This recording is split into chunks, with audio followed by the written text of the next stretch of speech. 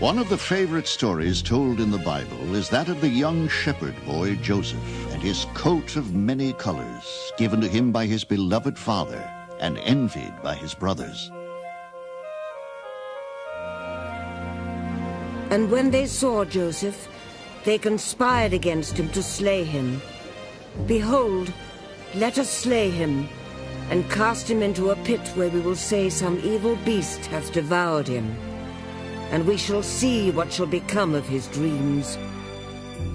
Genesis 37:20.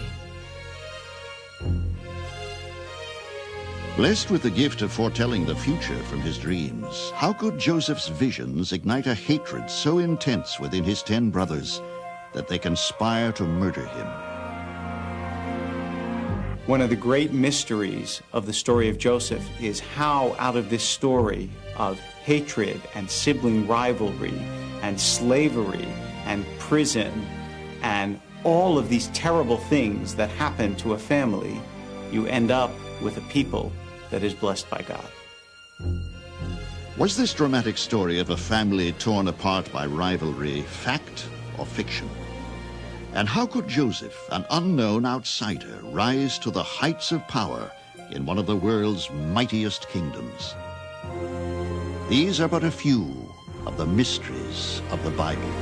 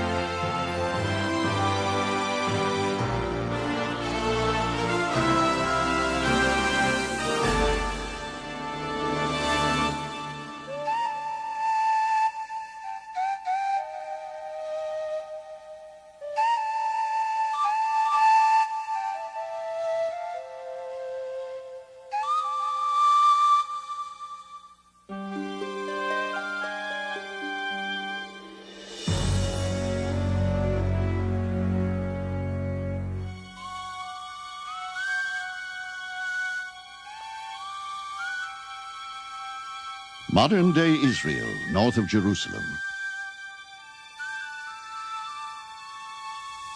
No gentle or forgiving place, the ancients called this region Canaan.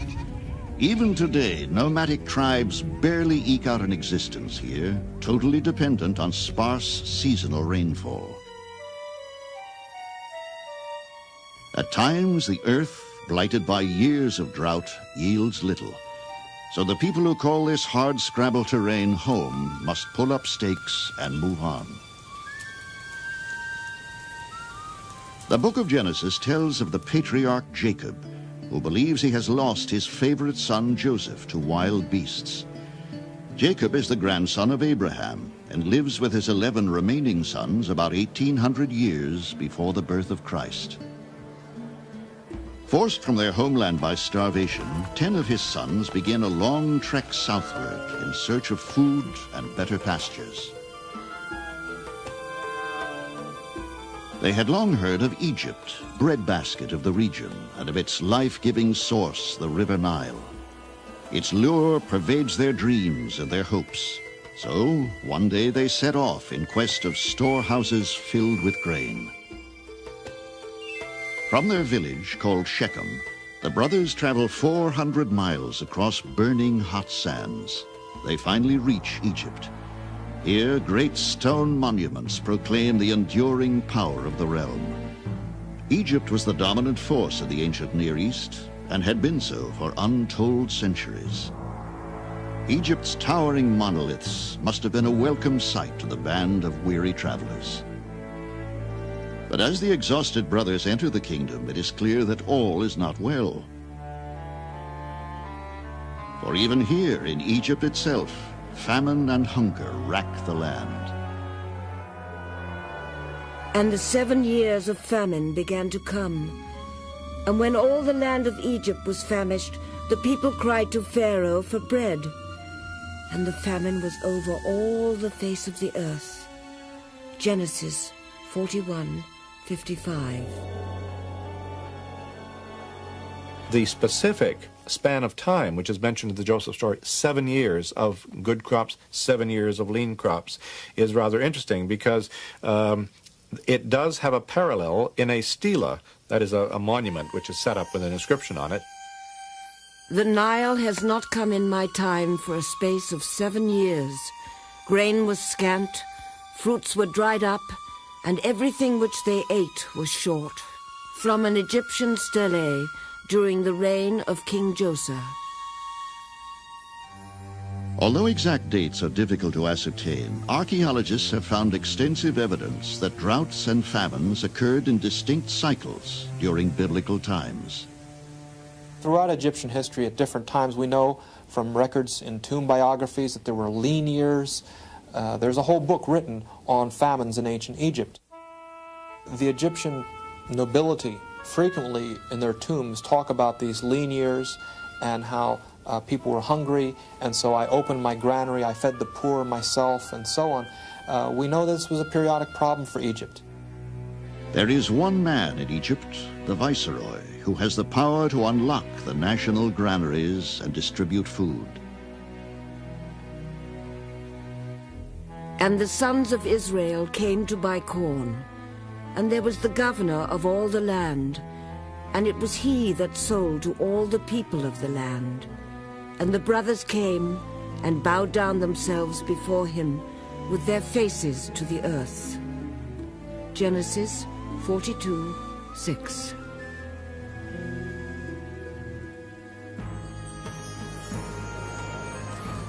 Unbeknownst to the 10 brothers, the powerful figure from Pharaoh's royal court is a foreigner like themselves. Though they do not recognize him, he is none other than their long-lost brother, Joseph, whom they sold into slavery some 20 years before. Fate seems to take a perilous turn for the worse when he accuses them of coming into Egypt as spies. And they said, "We are all one man's sons. We are true men. Thy servants are no spies." Genesis 42:13. The hapless brothers bow down before the viceroy, pleading for mercy. For a seemingly unknown purpose, the viceroy begins to question them about their aged father Jacob, still living in Canaan. And he asked them, "Is your father well, the old man of whom ye spake? Is he alive yet?" Genesis 43:27. And thus, apparently out of nowhere, a stranger in a strange land asks the brothers about their father. Without realizing it, they have come face to face with their past, their own brother whom they betrayed long ago.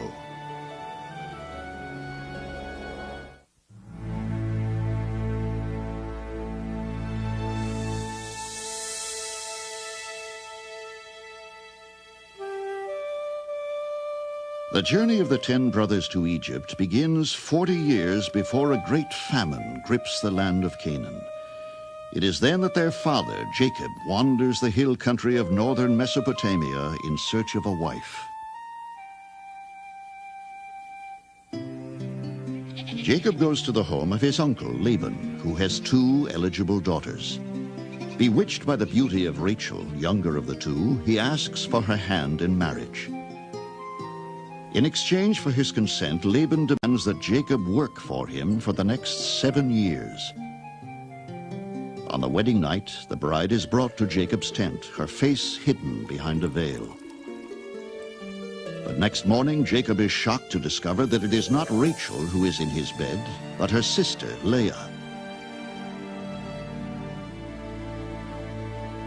The story with the uncle Laban, the mean father-in-law, is almost humorous, but he does not want Jacob to marry the young, pretty daughter. He wants the oldest daughter to be married first, and so he pulls a little switch, and again we sort of chuckle at how that might have happened. Tricked into wedlock with the wrong woman, Jacob relents to working 7 more years to win the hand of the woman he really loves. In this region of the ancient Near East, it is not unusual for a man to have more than one wife. So here you have Jacob married to two women, two sisters, and clearly he only wanted to marry one, Rachel. As it turns out, Leah is very productive. I call her fertile myrtle. Every time you turn around, she was pregnant. She had children and children, but Rachel did not have children. And then when she finally does, that firstborn is Joseph. The woman for whom Jacob had labored for 14 years finally conceives a son. For Jacob, it must have been that much more rewarding as it was for Rachel to have a child after so much pain and anguish and hope.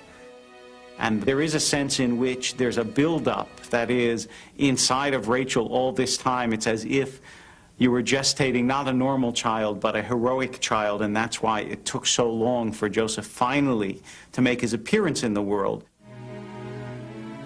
And so it was that of all his sons, from the very moment of birth, Joseph would become Jacob's favorite. I think that the relationship between Joseph and his brothers draws on the realities of family conflict. I mean, how does it feel to be the sons of the wife that father really didn't love as much? The truth is that parents do favor children. They say they don't, but they can't help it. There are some children who are just more in line with what you hope for, what you believe, and as much as you try as a parent not to, sometimes things sneak through. From the moment that Joseph makes his appearance in the world, there is something about him that destines him for greatness. The problem is that he seems to know that too. Now Jacob loved Joseph more than all his children, because he was the son of his old age, and he made him a coat of many colors. And when his brethren saw that their father loved him more than all his brethren, they hated him. Genesis 37:4. Many of the details of the Joseph story can be illustrated by history and archaeology. For instance, you have the coat of many colors, which is a striking reference. As a matter of fact, we have an Egyptian wall painting from Beni Hassan, dated about 1900 BCE, which shows a party of 37 Asiatics coming down into the Egyptian delta. It calls them Asiatics, and so we know who they are. They're from somewhere in Canaan or Palestine, and many of them wear long garments, multicolored garments that sound very much like the biblical reference.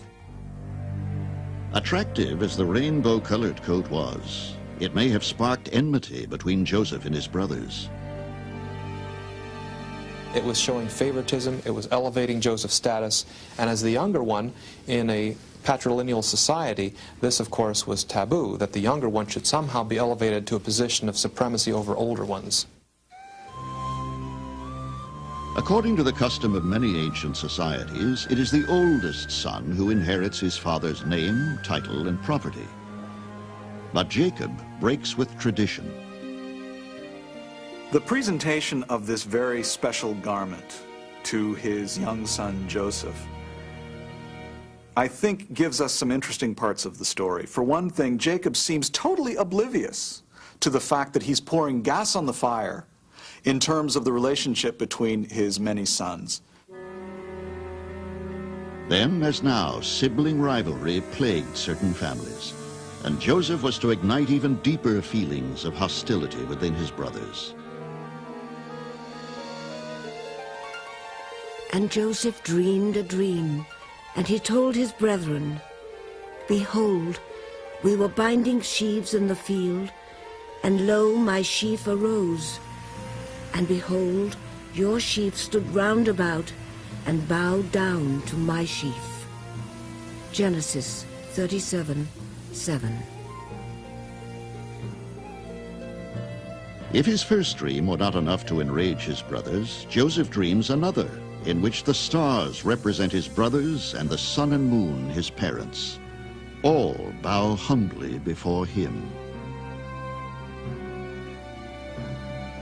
I think we'd have to say that Joseph doesn't seem to be relishing his role. He seems to be almost oblivious to the fact that what he's saying is enraging his brothers.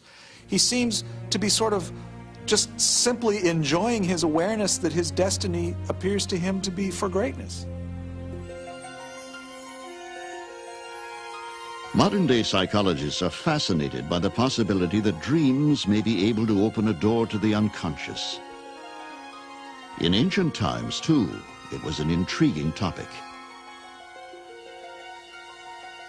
The science of interpreting dreams was very important in the ancient world. We have dream books from Egypt and from Mesopotamia that would do the heart of Freud good.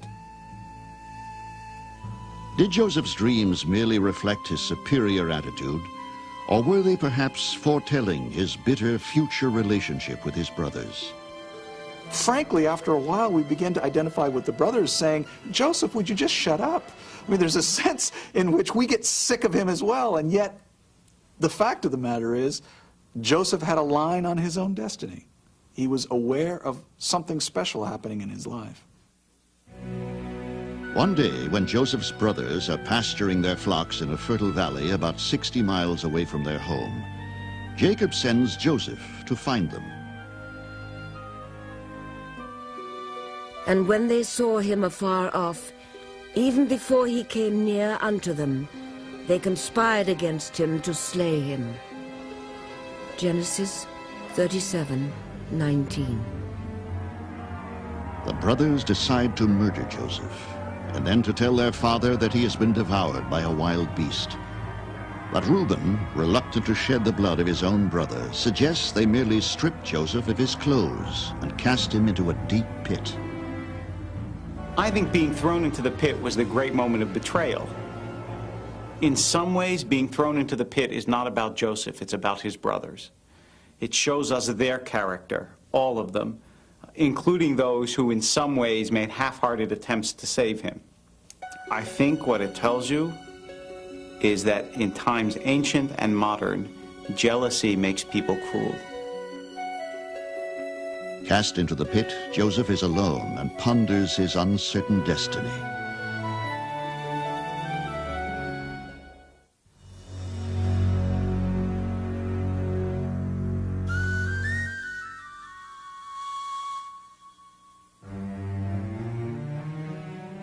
Alone and uncertain of his fate, Joseph remains in the pit while his brothers debate his future. In the distance, they notice a caravan of slave traders. As the merchants approach, Judah suggests selling Joseph. The Bible tells us that the passing traders were Ishmaelites. They purchase Joseph for 20 shekels of silver and depart for Egypt, setting off a dramatic chain of events that will eventually create a great historical figure from a humble slave. Archaeologists have investigated the site where the Bible says Joseph was sold and have found evidence that in ancient times an active slave market probably did exist here. According to the biblical story, Joseph is sold into slavery by his brothers at a site named Dothan. That's north of Jerusalem in the hill country of Samaria. It's been located and excavated by American excavators, and it was a major site in the 2nd millennium BC. There were two sources of slavery in Egypt. One was slaves captured in war, and the other, which apparently was of less importance in the Egyptian economy, namely the slave market, the trafficking in human misery. We do have this document from the 18th pre-Christian century, a papyrus document that lists 37 slaves in one household, and that gives an indication of the slave market in Egypt. And a goodly number of those names are Semites. So from that point of view, it does provide a background for the sale of Joseph into slavery from Canaan to Egypt. The life of the typical slave was depicted in vivid detail on the tomb paintings of wealthy Egyptians. The POWs were perhaps the most numerous, captives from foreign wars.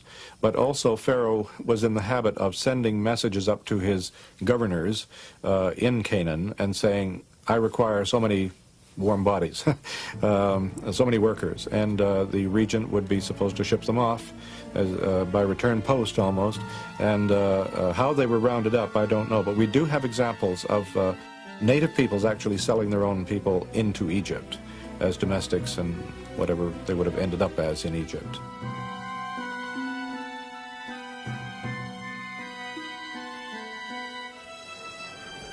Having sold their brother to the slave traders, Joseph's brothers dip the coat of many colors in goat's blood and take it back to their father Jacob. Forced to confront the loss of his favorite son, his heart is heavy.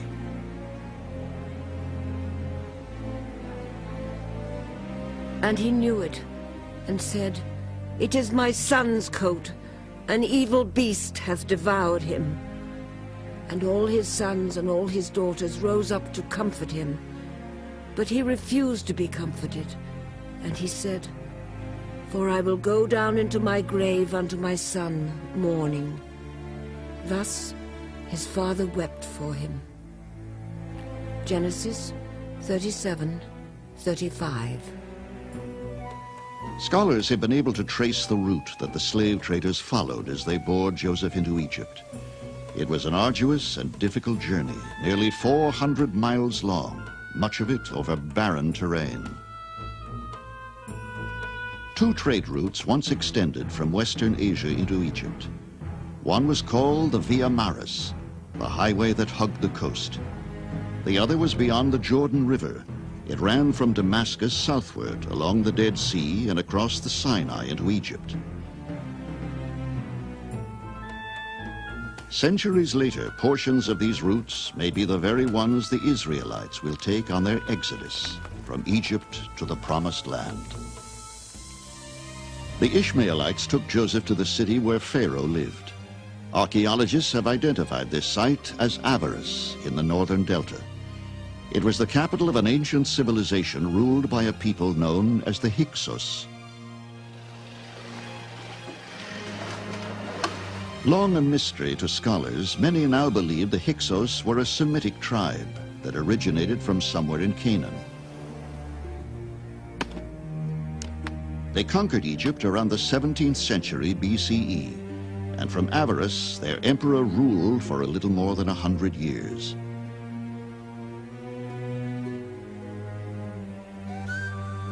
There is evidence suggesting that the Hyksos Empire corresponds to the period in which the Bible places Joseph in Egypt. And the excavations show that Asiatics did indeed settle that site somewhere around 1800 BC or earlier, and over a period of time built a large and prosperous city there. Their burial customs, their pottery, their weapons, their building styles all indicate that these people came from somewhere in South Canaan. In that sense, there may be a historical context for the Joseph cycle and the other stories having to do with the sojourn in Egypt and the Exodus. Elsewhere in the world, other developments are taking place. Across the Atlantic in North America, rural tribesmen craft grooved axes which enable them to clear large plots of land. Meanwhile, in Scandinavia, the practice of sun worship is becoming popular. And in Babylon, systematic planetary observations are recorded and used for divining the future. Joseph is sold to a man named Potiphar, captain of the guard in Pharaoh's army. Potiphar soon recognizes Joseph's abilities and promotes him to the position of overseer of the entire estate. And it came to pass that his master's wife cast her eyes upon Joseph, and she said, "Lie with me." And she caught him by his garment, and he left his garment in her hand and fled and got him out. Genesis 39:12. Angry at having her sexual advances spurned, Potiphar's wife publicly accuses Joseph of attempted seduction. I think Joseph was probably attractive and young and a little bit exotic and obviously had some spark. I suspect that he was somebody who would attract anyone with a roving eye, and from what we see in the Bible, Potiphar's wife had a lot of time on her hands. The other side of this, of course, is the whole theme of the temptations of the foreign woman. This is a theme that runs throughout the Bible. The foreign woman is represented as the dangers of foreign religious worship. I'm sure Joseph was tempted, not only because the Bible says he hesitated, but also in the Hebrew notes for the reading of the Bible, there is a note on that word hesitated that is a sort of triple trill. You sing it up and down 3 times, as if Joseph was wavering. The way you sing it is supposed to recreate Joseph's internal state. And I think that that note is intended to teach us that he came very close to saying yes.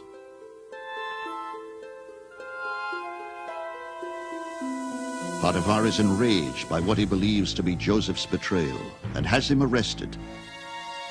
Locked in prison, Joseph faces the darkest hours of his life. Every great spiritual figure has a moment when he or she is broken. And that's Joseph's moment of being broken. A famous rabbi once said, the only whole heart is a broken one. That if somewhere along the line your heart doesn't get broken, then it's never really whole. And I think that every great spiritual figure has to have a moment when they realize their poverty and pain and anguish and brokenness, and then they put themselves back together and come to God renewed and stronger than before. And the imprisonment is Joseph's moment of brokenness.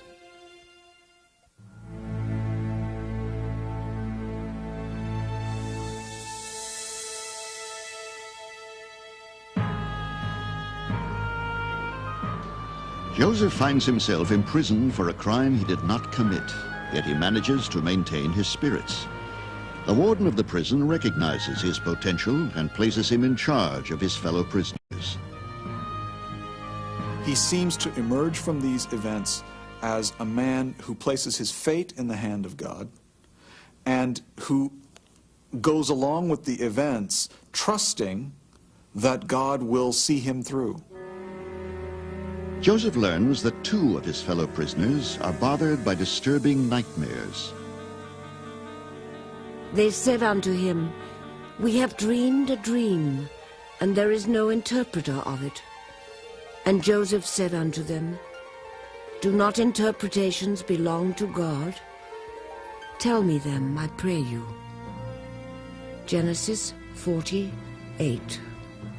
The Egyptians believed dreams to be communication from the gods. Understanding them is vital. Recalling the prophetic dreams of his youth, Joseph offers to act as an interpreter. And the chief butler told his dream to Joseph. Behold, a vine was before me, and Pharaoh's cup was in my hand. I took the grapes and pressed them into Pharaoh's cup. Genesis 40:11. If you had a dream and you were concerned to know its meaning and what the god or goddess was trying to say to you, you would probably make tracks first thing in the morning down to the temple, consult the priest and say, this is what I dreamt. Check out the papyrus, see what it means, what's going to happen. Joseph predicts that in 3 days the butler will be restored to his job. If the prediction materializes, the butler promises to remember Joseph. Soon another prisoner, this time the Pharaoh's baker, also comes to him for an interpretation of a dream. I had 3 white baskets on my head, with all manner of baked meats for the Pharaoh, and the birds did eat them out of the basket. Genesis 40:17.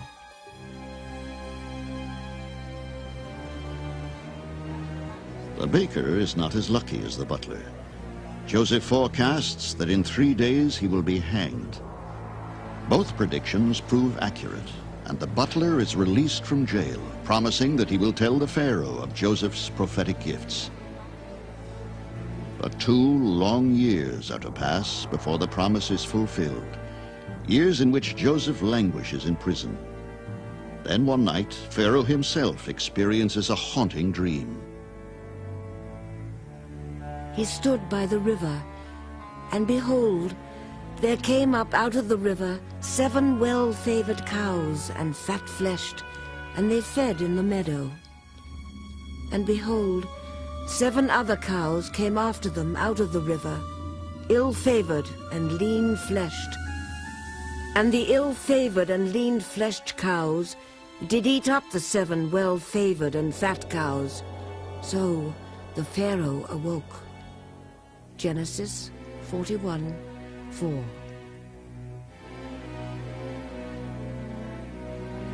Pharaoh dreams yet another dream, this time about 7 full ears of corn devoured by 7 lean ears. Deeply troubled by the dream's possible significance, he summons the court priests, but they cannot unravel the meaning of his nightmares. It is then that the butler recalls Joseph's abilities, and he tells Pharaoh. Without delay, Joseph is summoned before the Pharaoh to hear his dreams. Dreams represent us at our most vulnerable state. Dreams can often represent a direct line into our sense of ourselves, our sense of failure, our sense of self-image. A dream interpreter, therefore, has the ability to see in an unprotected state the mind and soul of the emperor. So therefore, the emperor has to be extremely careful who they're going to allow into their dream world, because that person must be very wise, they must be very circumspect, they must be trusted. But they also must not be a powerful person, because that person has some keys to you. They have some insight into how your soul works. Realizing that the dreams represent an ominous forecast for the years to come, Joseph predicts that there will be 7 years of plenty in the land, followed by 7 years of famine. One of the earliest recorded texts on dream analysis explains that a bad dream is like a curse. It was the duty of the interpreter to not only decipher its meaning, but also to ward off its consequences. Joseph advises Pharaoh to appoint a minister over all Egypt to ensure that adequate stores of food are put away for the impending famine. Pharaoh is so impressed with Joseph that he entrusts him with the new ministerial role. And Pharaoh took off his ring from his hand and put it upon Joseph's hand, and put a gold chain about his neck. Genesis 41:42. As the new viceroy, Joseph now sits at Pharaoh's side, an indispensable advisor in all affairs of state. As he had foreseen, Egypt enjoys 7 years of bountiful harvest. The Nile overflows its banks, and the wealth of the country is unparalleled in all the ancient world. Prosperous and secure, Joseph takes for himself an Egyptian wife who bears him 2 sons.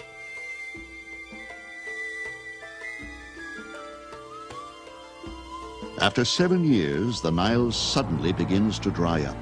Crops do not grow, cattle die of thirst. But Joseph has prepared Egypt well. The granaries and storehouses are full, and food is distributed to the hungry. The drought is so extensive that citizens of neighboring lands are also suffering. They begin a mass migration to Egypt. And so it is that 10 of Joseph's brothers, struggling to survive in the land of Canaan, begin their own pilgrimage to Egypt.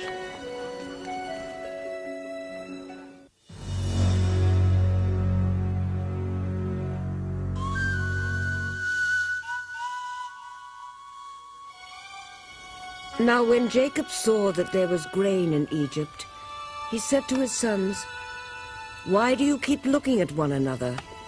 I have heard that there is grain in Egypt. Go down and buy grain for us, that we may live and not die." Genesis 42:2. To obtain food, the sons of Jacob seek out Pharaoh's viceroy, who is distributing grain. But they fail to recognize him as Joseph, the brother they sold into slavery 20 years earlier. Joseph recognizes his brothers, but chooses not to reveal his own identity. Instead, he intimidates them by accusing them of coming into Egypt as spies.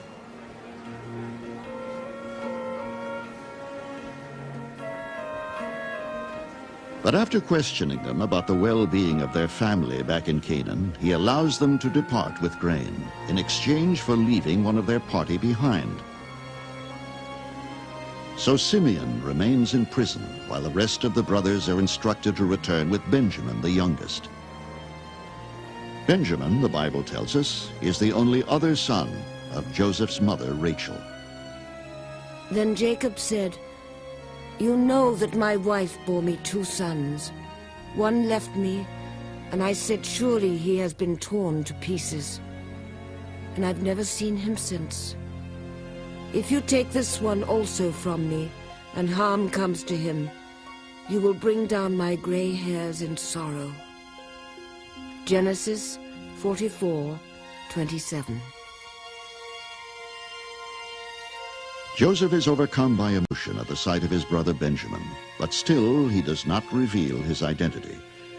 With promises of more grain, he invites the brothers to share a sumptuous meal with him in his palace. When it is time for his guests to take their leave, Joseph instructs his servants to hide a silver goblet in Benjamin's sack. He has devised a test, for he wants to find out if his brothers have altered their dishonest ways after all the years. I think when Joseph works his test with the brothers, he has really 2 aims. One is he wants to find out if they've changed. He wants to know if this time they will put themselves out for a brother who's in trouble. But his other point in the test, I think, is frankly to give them back a little bit of what they gave him. Joseph wouldn't be human if he still didn't harbor some anger towards his brothers. Joseph sends his servants after the brothers to accuse them of stealing the silver cup, but they profess innocence. When their belongings are searched, the cup is found.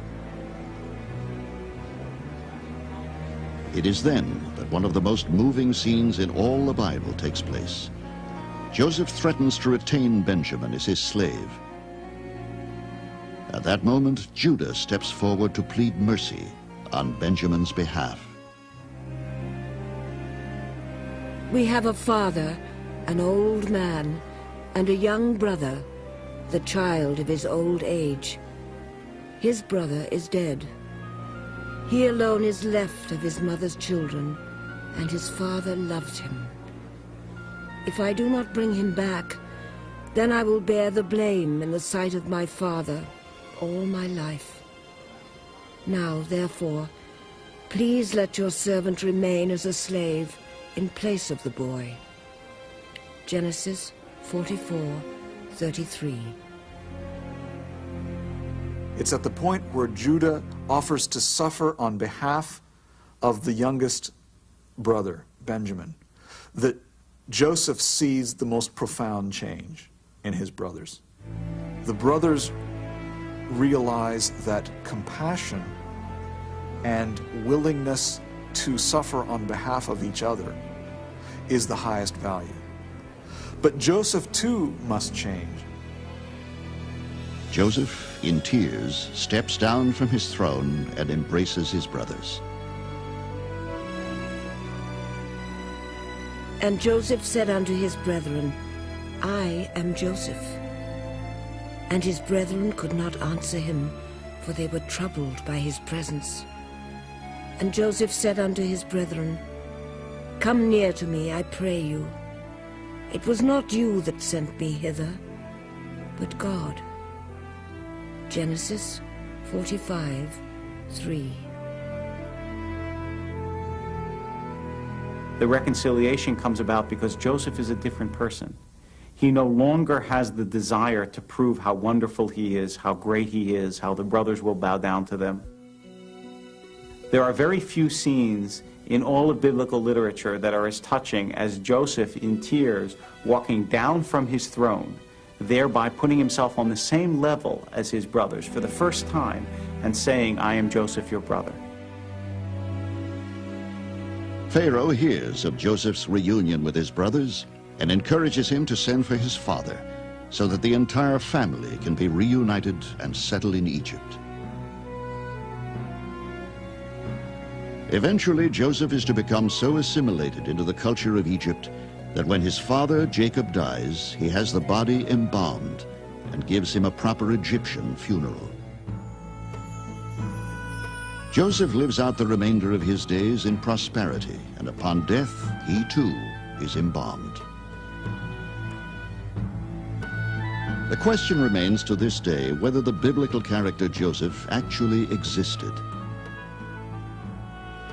Archaeologists have found some evidence to indicate that he did.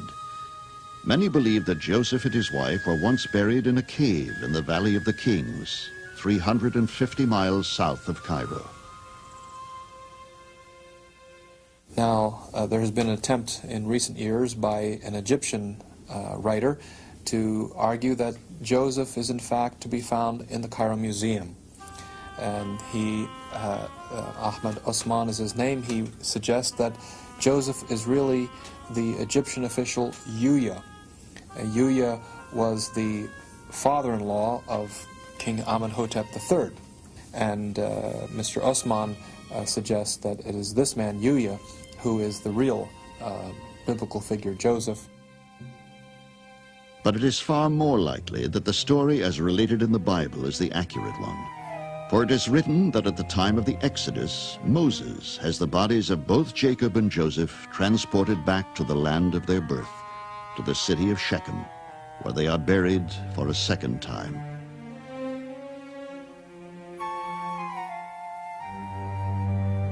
This tomb of Joseph was erected in Byzantine times. Although biblical scholars question whether Joseph's bones are actually here, the shrine acts as a reminder of the great role he played in the unfolding destiny of his people. It is, after all, from the lineage of the family of Joseph and his brothers that the nation of Israel and its 12 tribes would emerge. The Joseph story is, I think, a paradigm for the Jew living in exile. But at the same time, Joseph never loses his identity. He is wise enough to know that he can be in exile, he can be in a foreign land, and still be a man of God. I do think that part of the Joseph story is a warning about exile. And so it's saying, no matter how much power you think you acquire in another's land, you're always in danger. On the one hand, he achieved greatly. On the other hand, no achievement, as grand as it may be, ensures the safety of the Jew in the land of his dispersion. And that is, unfortunately, a prophecy that for thousands of years proved to be true. And Joseph said unto his brethren, And God sent me before you to preserve you a posterity in the earth, and to save your lives by a great deliverance. Genesis 45:7.